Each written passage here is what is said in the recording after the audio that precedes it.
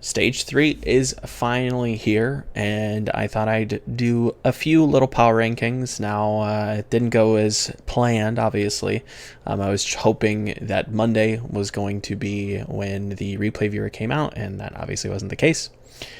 So I've tried to skim through and try to calculate my thoughts as best as I can. I will say that I probably will try to do some kind of study pieces, some long form analysis, whether that be a video, maybe an article, using the replay viewer. So definitely be on lookout for that. But without further ado, let's pull up my good old power rankings for stage 3.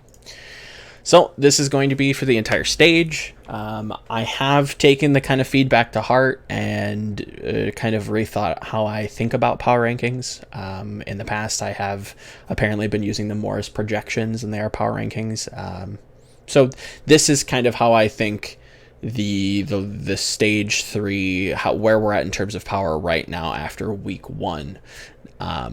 With that in mind, this is kind of a projection for the rest of the stage and how strong I think teams will be. Do I think this? But what I will say is that this isn't going to be as indicative of placings as it is just overall power, how strong I think teams will be throughout this stage. So basically the bottom 3 teams shouldn't be too much of a surprise to anybody. Justice, Houston, and Mayhem haven't been great. They probably won't continue to be very much, won't be getting too much better. The only team I question is probably Florida. We constantly hear, there's rumors that, X players being signed, Y players being signed. Until I see that, that said player on stage, I can't really factor that into any kind of power. But what I can say is that may change, that power level can change if they do make some sort of big signing. Any one of these reported signings might help. Who knows if they're true? At this point, they're just rumors, from my understanding. Houston, I think fans got got a little bit of hope put in their back pocket with their performance against New York.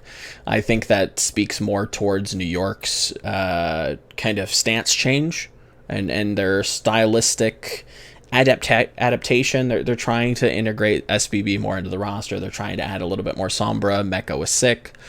They're trying to change up what they can do because I think they realized that they were very picked apart by Atlanta. They were very obvious on what they were going to do. They were kind of one-trick ponies in that sense.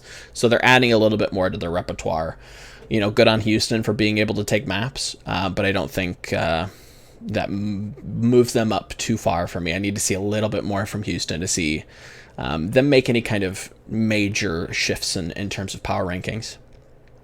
And then Washington, I had them kind of maybe going close. Who did they play? Who did Justice play? Justice played Dallas, and they tied a map, which, good on them. But I had them going a little bit closer with Dallas after what kind of performance Dallas put on against Gladiators. Now, again, transitive property set aside, Washington has been steadily improving. The end of stage 2, we got to see them actually perform fairly well against Boston. So I was hoping we would have got a little bit more out of them. Sadly, that wasn't the case, and they have to sit at the bottom here. Toronto's next at 17 for me. I was not a big fan of the way that they kind of hastily made this hard change to a mixed roster. I think that's great in the long run, but they're going to take a short-term loss, if that makes sense. The team is going to have to figure out where they are right now. They were already in the process of trying to figure out where IM37, where they kind of sat in the middle, what's going on with that roster. And then they kind of compound on it by changing the whole identity of the team. Roki's out, Aids in for some maps. It's a big change up, and I can't justify putting them higher. And, when you get kind of convincingly mollywopped by Paris, it's not a good look. Talk about another not good look. Boston. Where have they gone? Why is Alamau, however you want to call him, no offense, why is he playing over Kellex? Kellex has kind of been a bright spot for this roster. I'm not sure why the changeup is happening. If that's something behind the scenes, I don't know. Not a big fan. Not a big fan of these performances. 0-4 against London, not great. 3-1 against Paris, again, when you're dropping matches to Paris, I think there's something wrong there, and it speaks more towards what's going on perhaps behind the scenes. It's not good. It's not good. It's not what we are accustomed to seeing from this Boston lineup now from last season. And a lot of people will always go back seasons. This is a new team. This is a different team. What's going on? Something needs to be fixed. So it's not looking great for me. In terms of Camp Boston, right? It's not good. Paris is not my favorite team ever. They're not the strongest, and they're beating up on some of these teams, so can't have that. Speaking of Paris coming in 15, is this a resurgence or is this other people coming down to their level? I don't know. That's kind of a lot of where I'm at with a lot of these teams. A lot of teams like Seoul, London. I don't know where exactly how to feel about them, because from what we've seen so far, there's a lot of positives, but they have asterisks around them, right? Paris can beat up on, your Torontos and your Bostons of the world, but how much is that Paris being better? How much is that them playing their opponents playing worse? I need a little bit more information from the past, from this season so far. I haven't been impressed, so I have to kind of err on the side of caution on that, at least for me. Chengdu, God bless him, coming in at 14. Why are we playing Jachirin? Why is that a thing? Why is Gary off-rolling? Again, talk about another team. Like, that smells of things, players being burnt out, people needing a break. Things going on in the locker room that we're not privy to that are coming out on stage. There should be no reason why somebody's off rolling. And we haven't seen them do that in the past. We have seen Gary do that previously in other, events, other teams, but it's been very seldom. To see him come out on stage and play Lucio, that was a big question mark for me. To see Jachirin immediately tried to implement it in the roster, it's not great. I want Chengdu to do well, but I think they were always destined to kind of curve down. They were going to start, have a lot of, interesting strategies, catch a lot of people off guard. But if they weren't, there was no way they were going to be capable of keeping up that level of creativity to last them the entire season. So I always had them kind of bottoming out towards the end of the season, still making wild card, but, having that downswing. Them implementing Jachirin could be a long-term move where they're trying to get him stage time, and that's perfectly fine. But as of right now, not a big fan of how the Hunters are kind of positioned. Then we have the Valiant. I think the Valiant could be higher. I'm not sold on what I've seen from them in week 1 with their 4 over Chengdu and their loss to Shanghai. Those are kind of like two different sides of the bracket, where you have Shanghai, who are I think are considerably higher, and you have Chengdu, who are a little bit lower of the lower middle of the pack. That said, I'm a fan of their moves in the midseason, in the long run. I think that moving towards a Western core, a Western lineup, is going to position them for upcoming talent that is going to be introduced in Season 3. That being said, I'm not big on a lot of their moves. I like Shaxx. Fact Fiction has always been kind of wishy-washy for me. I don't know exactly how strong he's going to be compared to other Overwatch League main tanks. We saw him on Houston last season for a little bit. Didn't inspire too much faith in me. I need to see a little bit more from Valiant to be able to move them up. As of right now, I don't see them doing too well. I mean, if we look at this week's matches for Valiant, we've got Guangzhou. I think that's very losable for them. And that's kind of where I kind of put Charge ahead of Valiant. I think Charge are becoming very Hunter-esque for me. I think they're leaning a lot more on Eileen. They're leaning a lot more on Rio's hero pool, and using Hotba more effectively on those DPS picks. They seem to be moving towards that kind of style. They seem to be in that Sombra Goats camp. They're using a little bit of Doomfist. They're using Eileen on these weird pocket picks and using that their overall flexibility. Needless to say, if you are going to be playing on like Volskaya or a control map, you can move in Happy and let him do work on Widowmaker. I think they have a lot more tools, and that's why I kind of have them over the Valiant, even in terms of predictions for next week, for week 2. And might I add, this is actually being filmed Thursday, about 5 o'clock. I woke up late, got some coffee, finishing up some work, and I said I'd do the power rankings, so I'm trying to get these out before games today so I don't get chewed up by Reddit. Moving on, Philly. I don't know what's going on with Philly. I haven't been big on them this entire season. I said that they weren't going to be doing super hot. Lo and behold, when you don't iterate and improve on your roster, other people kind of outpace you. I think that's generally the case here. Will they get better? I don't know. I think, again, this is another team that just kind of reeks of locker room. Something doesn't sit right with me with how inconsistent they are. Why aren't they making roster moves? Something's very strange about this team.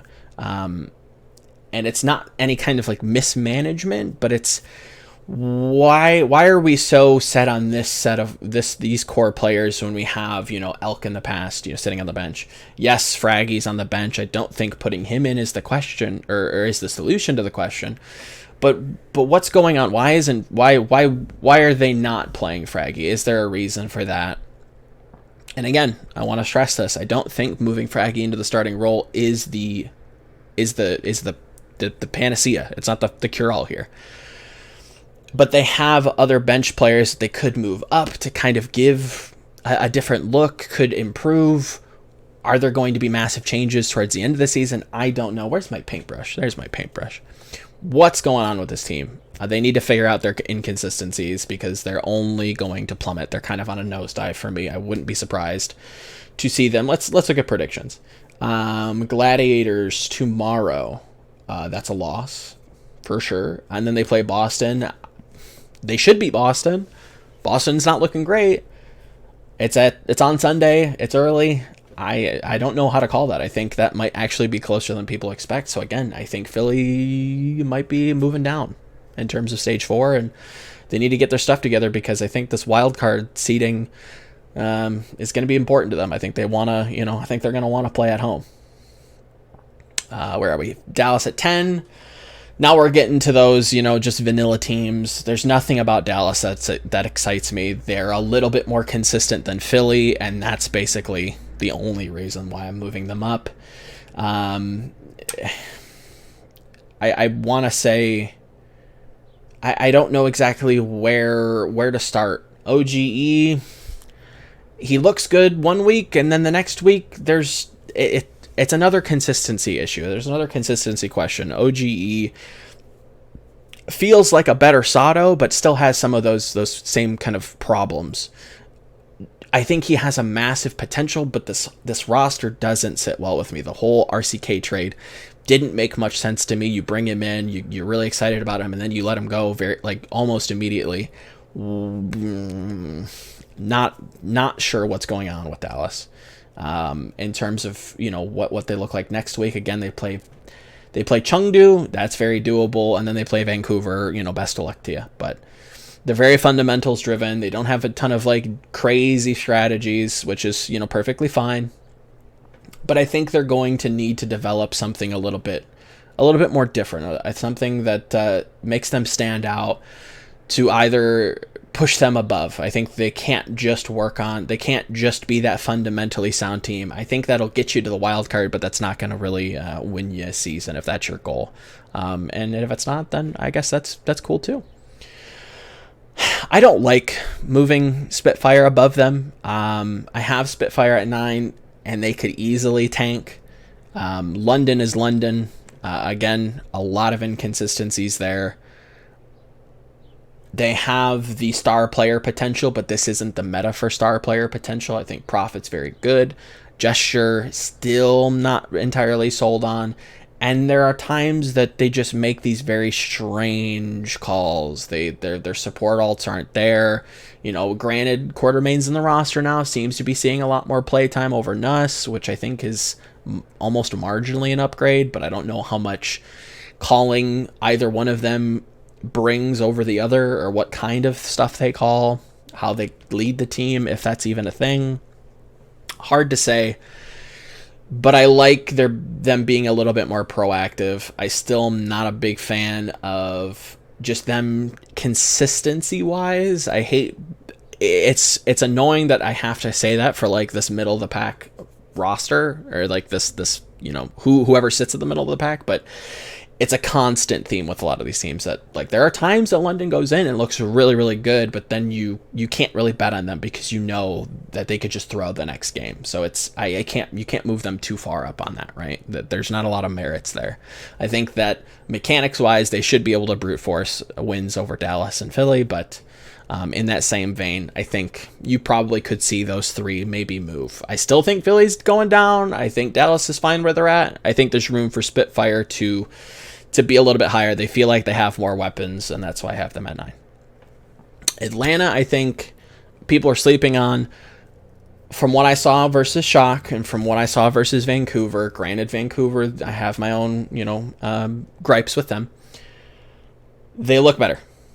I think that's undeniable. We have to start respecting Atlanta as being this upper middle of the pack team at the very least. Are they the blue shell of the league?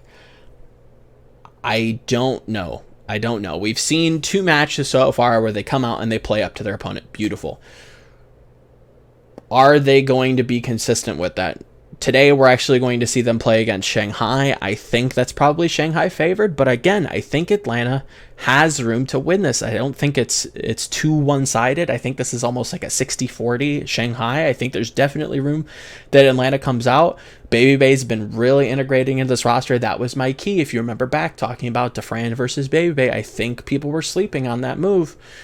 I don't think people realize how vocal he is and how much he can lead the team. Now, is he the best Zarya player in the world? No.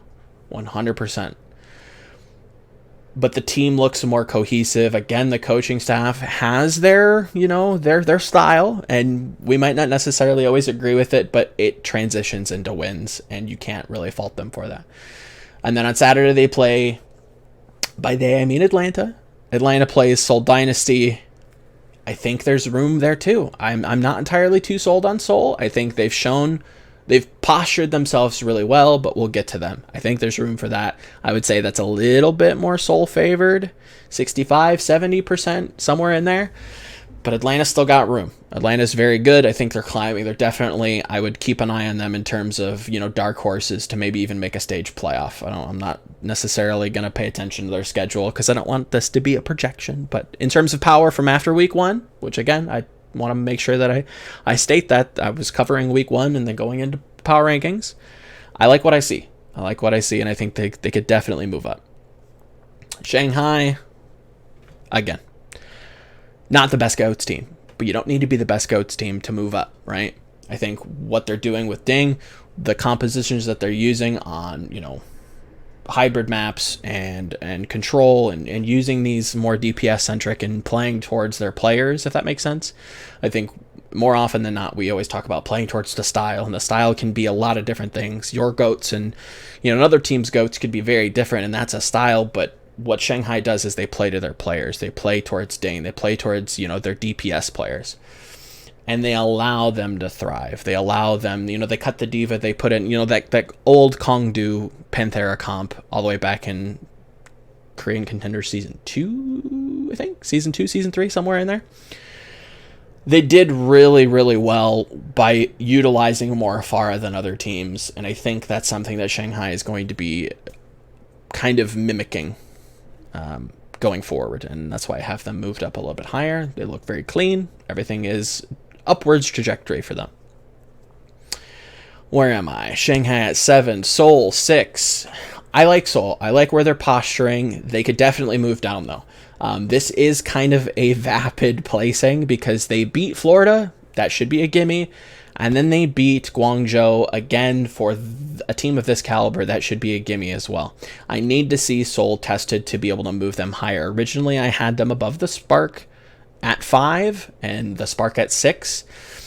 But what really sold me was how well they're playing with 2 very distinct rosters. I think that's really, really important. And if they can solve that and actually test that against Atlanta and test that against the Shock and come out, doing well. If they beat Atlanta and they do play, Shock close, I don't think they have room to beat San Francisco. But if they play them close with a whole nother different roster, I think that's really important. That's what I'm kind of hoping for. I think that's what I'm not projecting, but that's what I'm seeing from week 1, is that they're going to do the same thing at week 2. I just need to see them tested to move them higher. I think there's a lot of room to move them higher. I wouldn't be shocked to see people figure out how NYXL are playing the Sombra Goat style and maybe see them return back to playing just normal goats when Meko kind of recovers from whatever illness is ailing him, and maybe Soul, they continue on this trend and maybe they squeak in that top 3. I think there's room there, as long, again, caveat here, as long as they can really rotate these rosters out and make these detailed strategies for each and every team. If that's the case, I think we have a lot to talk about in the post stage, era or, discussion. Spark at 5, again, a team that's has massive individual player potential. I would love to move them over the Gladiators. I don't like having basically any team at 4 right now. I'm not comfortable putting any team there. It's kind of an order of elimination. Gladiators have that consistency. They've been there time and time again. They're beating the lower teams. They're running it semi-close against the top 3. And that's why I put them there. I need to see a little bit more from Spark. I need to see a little bit more specifically from Godsby if he's going to consistently be this kind of problem on Zarya. Then it's not looking great for them. But again, upward trend for them entirely. I think I'm comfortable putting them within the top 5. But I think Soul and them are very close for that 5th spot. And Soul easily could edge them out. I think we're finally seeing what everybody was talking about in the preseason and how excited they were to see the Spark and, their crazy DPS compositions. They're flexible. They have a lot of mechanical potential, a lot of powerhouses. When you look at Gushia, you look at IDK, very, very, very star player potential. These are star player level players, if that makes sense. And that's why I have them within that top 5. I think that they've shown a lot of success, and I'm excited to actually see them play tonight against Vancouver. I have Vancouver winning that, but I think that might be a little bit closer. I think Spark probably takes a map. I'll say that much. Gladiators, again, I don't think I have too much else to say there. Very consistent, very promising. Still have some problems. I'm looking at Void. I want to see him play a little bit more passively, if that makes sense. I think there are times where he just kind of finds himself offsides, gets demeched, isn't exiting along with the team. There's still a little bit of a communication breakdown. They're moving in Surefour. I think that's fine. I don't know. That's a very odd move, but maybe he brings a little bit more leadership, a little bit more veteran presence. That might be the edge here. Maybe they're just trying to get him some play time. Not sure. I like Gladiators. I like the roster. I think they have a lot of different weapons. I look at Decay. They can play all kinds of different stuff on Control with Surefour in the roster. And in the lineup, they can do triple DPS. They can do 2-2-2. They can play Sombra, do whatever. I want to see what happens. Like 4, I'd say 4 to 6, 4 to 7, that could be very malleable. I think that could change very drastically. And again, I want to stress, I'm not comfortable putting anybody at 4th, but if I have to put anybody there, it's the Gladiators, just due to sheer experience, sheer, testing the coaches, testing how they prepare for each and every game. We've seen them create, tailored strategies. And while the regular season isn't the best time to showcase that, I think overall, in terms of power, I'm willing to give it to them over the other teams. Then we have the NYXL. I was worried about them going into this stage 3 after last stage. There's definitely some questions about whether they're top 3, whether they're moving down.